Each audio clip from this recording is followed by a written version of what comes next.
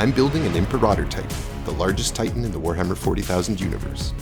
In world, these things can reach over 100 meters in size, and at Warhammer scale, it's over 7 feet tall. Building this skyscraper-sized war machine is no small task, and it's taken countless hours of planning and building. But in this video, I'm taking one of the most significant steps yet, and things are really starting to come together. Welcome back to Eric's Hobby Workshop. Let's get to it. Okay, there's obviously a lot of detail that still needs to be added to the Titan's body, its legs, and all over. But one of the things that's really concerning me at this point is durability. Obviously, a lot of the Titan is made from this insulation foam. And this stuff is a great material to work with. It's easy to cut, you can get nice crisp lines, but every time it gets bumped, it leaves a semi-permanent dent. And that's just not gonna cut it. In addition to the bumps and dings all over this thing, there's also pinpricks from where I've applied my jig in certain places. And the more I think about it, the more I think it makes more sense to fill all the gaps all over this thing before I start detailing it. So let's do that. I start by going in with some sandpaper to knock back any high areas. On the curved surfaces, I wrap the sandpaper around a paper towel roll to get a good flush contact. Next, I apply some pre-mixed spackle filler, scraping it smooth with the credit card on flat surfaces and using my fingers elsewhere. In addition to patching holes and dings, I'm filling cracks here, which is going to give the whole thing a much more seamless and intentional look. And to be honest, just hide a lot of my sloppy work. Hell yeah. Once it's on there, a bit of water helps to smooth things out and remove some of those sticky peaks. It dries white and fairly quickly where it's thin, but I used a hairdryer in some places to speed things up. Once dry, I sand things smooth with a bit of fine grit sandpaper. To seal everything in and create a durable coating, I used some waterproof wood glue, which I decided to mix with some gray and black paint. This had the dual benefit of allowing me to see clearly where I've applied the glue, but also I'm finally covering up that obnoxious pink color that's been plaguing me on this project for years. I've talked about it before, but this is often my favorite part of any project, when I start covering up the bright random colors of the construction materials. In this case, there's still a ton of detail to be added, but the gray color will help me evaluate the shapes and progress more clearly. It feels like a big milestone, and I'm pretty stoked about it. Since the very start of this project, I've been collecting dozens of artists' interpretations of different Emperor-class Titans to hone in on what my final design will be. And there are dozens of stylistic features from different Black Library covers, sketches, animations, and 3D renderings that I want to include on this Titan. This row of cannons under the upper platform, for example, or these niches of classical statues. But more than anything, I want the Titan to be absolutely encrusted with architectural detail that looks gothic and terrifying, but also somehow tasteful and well considered. So it's time to begin that process in earnest. So a while back I added this parapet onto the Titan, and it was never really supposed to be the final thing, it was only really supposed to be a placeholder. I needed to test out things like how high this little railing is going to be, and I just wanted to see it come together a little bit. This is 1 inch, by the way, which I find is pretty good for mortal people to be able to peek over and Space Marines to be able to shoot over pretty comfortably. But it's time to add a little bit more detail to this thing because it's totally plain, and if I add detail to it now, it'll just get thicker and thicker, and that's no good. So I'm going to start by pulling some of this off. For the new railing, I'm going to use some PVC board as a base, which is more durable and rigid than pink foam, but I'm going to add some delicate details of Gothic arches cut from pink foam. These were pretty tricky to glue down, but using a combination of construction adhesive and hot glue, I was able to get it done. It was fairly complicated working out the spacing with these little square pillars and this regular arch detail, but I'll spare you all the pain of that process and you can just watch it come together really quickly. Usually when I'm working with insulation foam, construction adhesive is my preferred glue, but for this process, I started using some hot glue as well, which bonds instantly and gives the construction adhesive time to set without moving around. Alright, so 3 out of 4 of these corner towers that were on the upper platform had fallen off, so I just pulled off the other one and brought them over to my workbench here, and we're going to put some detail on them before we put them back on. I cut these little Gothic arches out of foam, and let's put them on something like that. And there it is. Looking pretty dope. These gaps in here are awkward, so I think I'm going to use some skewers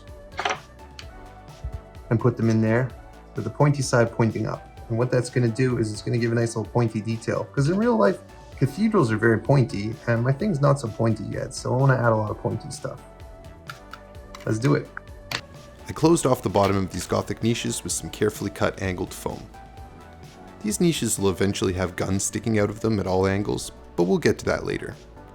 For now, I found some toy ice cream cones on Amazon that I think will make a nice roof detail.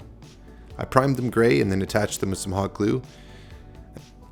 I don't really know who I'm fooling with this. It still looks exactly like an ice cream cone. This might be the most obvious ice cream cone since Gucci Mane's face tattoo. So anyways, I might have to replace those later, or at least disguise them a bit better, but for now we'll attach those back on and be reasonably satisfied with them.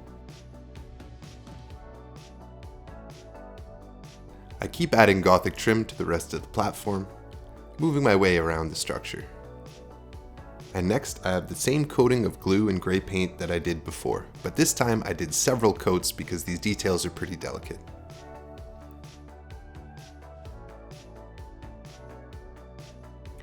Time for the ASMR test. Oh yeah. As you can see, there's now this hard candy shell on here that's going to make this much more resistant to damage and allow me to glue more detail onto it later. Let's talk about hips and legs for a second. If you look at the hips and legs of the other Titans Games Workshop makes, there's no consistent pattern for how the legs attach or what the hell is really going on in there to allow the Titan to walk. The Reaver Titan, for example, seems to have this big ball joint at the hip, and the legs themselves are all pistons. It's unclear to me how the Titan bends its knee with this setup. The Warlord Titan has a rigid thigh comprised of two parts, one set within the other, with 4 pistons seemingly governing this thigh elongation or shock absorption process. Again, it's unclear to me how this arrangement of pistons helps the Titan walk. The only thing that really makes sense is that there's a complex system of gears in the hips and knee that provide the locomotive force. The Warhound Titan probably makes the most sense to me. The legs are comprised of rigid sections with the joints actuated by pairs of pistons. The point is, there's no consistency, and moreover, I've never met anyone who's noticed or cares in the slightest. The one thing that's more or less consistent is that they all look cool, and it seems like as long as there's some cool looking mechanical components, the illusion of plausibility is maintained. I've talked about it before, but I really don't think this Imperator Titan would be able to walk in real life, for a variety of physical reasons. It's ludicrously impractical, and I think that's one of the things I love the most about it. So without overthinking it, let's add some pistons to the legs. You can see this ball joint here. Right now, these are all separate pieces. This is a separate piece, this is a separate piece, this is a separate piece. If I'm gonna put some pistons on here, I kind of need this piece to be attached to here. Let's just see if this wants to come off. Oh, it does want to come off. Oh. I started by gluing the hip to the thigh, adding some bamboo skewers in for strength. I decided to add a large piston running down the front of the Titan's thigh to the knee. In my mind, this piston will allow the Titan to bend its knee a little bit during each step to swing its leg. The piston is made from hard cardboard rolls that you find inside wax paper or aluminum foil, and it's glued on with hot glue. It's fit in place to get the perfect position for the bracket, then given the same filling and sealing treatment as everything else. One feature that every other Titan has is these little adductor muscle-like pistons attaching the hips to the groin, as well as some dangling conduits. I definitely am going to add some of those, but the challenge of making a Titan this big is that it does need to be able to be disassembled, so those pieces are going to have to be magnetized and removable. We'll get to those in the future video. Alright guys, we need to talk about something I've been thinking about for a while, and that is the crotch of the Titan. Pause. See, this is exactly the problem, is the epic scale Imperator Titan has a gun right here, okay? And obviously, you know, the jokes write themselves. You can put a big gun there. My concern is, contrary to what it may seem on the outside, I'm not actually that immature. I'm not that much of a child, and I feel like that'll kind of take all the air out of the room. Everybody who looks at the Titan will immediately say, some sort of joke. I'm just not sure if I'm into that. But at the same time, it actually is a really good spot for a gun. Like, it's relatively low to the ground and all that. And you know, it's not, I am a human being. I can kind of appreciate the sort of symbolism of the grotesque display of power that a massive gun in this region represents. So I'm undecided. So what do you guys think? Gun or no gun? Actually, as I say that out loud, it feels like not including the gun is an intentional act of neutering that I'm also not comfortable with. Damn, maybe I'm overthinking all of this. Anyways, let me know what you guys think in the comments. In the meantime, I'm gonna block this in. So here's how I did it. I start with a cylindrical piece of foam and then make a cut through it on an angle to give me two pieces like this. I assemble those pieces with some more semicircles of foam to make roughly this shape. A few more cuts, and we have a segment cut out of the middle that'll be perfect for a potential gun housing. I had the brilliant idea to glue everything together in a way where I could remove this middle piece, but once I had it in there, I couldn't get it back out.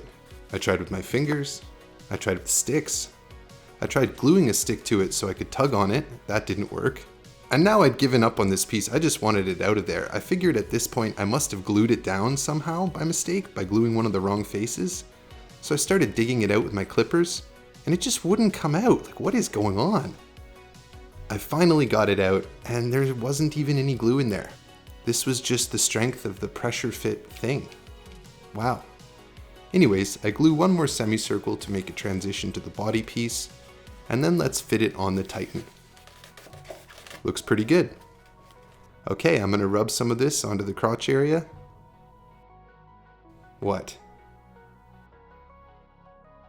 Alright, I'm gonna finish the rest of this on my desk. You guys have a lot of growing up to do. Let's take a moment to thank the sponsor of today's video, Baron of Dice.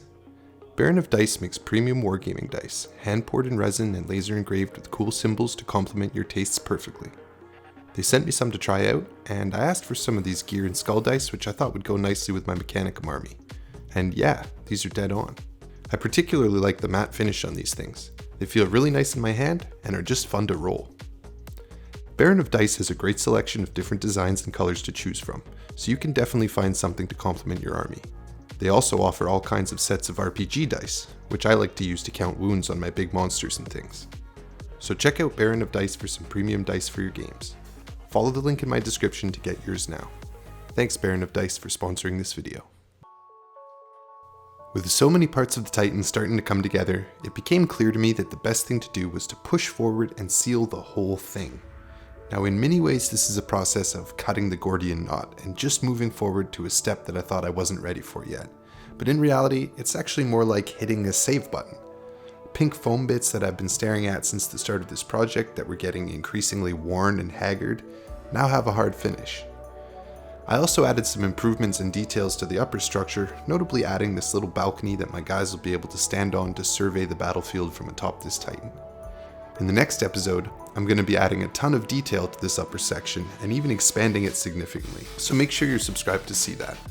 With the final areas sealed in grey, I put the Titan back together to see how it's looking.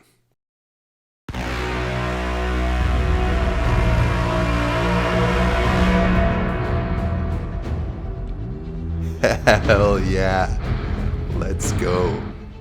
I think it's safe to say we've made a seriously significant jump in the Titan's appearance. It's not hard to picture this thing now as the monstrous war machine it's supposed to be. But I've made progress since this already, and I'm already in the process of editing next week's video, so it should be along in about a week. This Titan is going to need a lot of detail, and that means a lot of bits. So if you have any bits that you think might be helpful to me, please send them to my new P.O. box. I'll put the address in the video description. I can't guarantee that what you sent me will be used for the Titan, but it could definitely help a lot. Another exciting piece of news is I've opened channel memberships on my channel, and on there already for members are 3 battle reports that I've filmed that I'm really proud of and I think are really, really fun. So if you want to support the channel, please join as a channel member or consider checking out my Patreon. And as always, please show support to sponsors like the Baron of Dice who help keep this channel going. Thanks everyone for tuning in, and we'll see you next time on Eric's Hobby Workshop.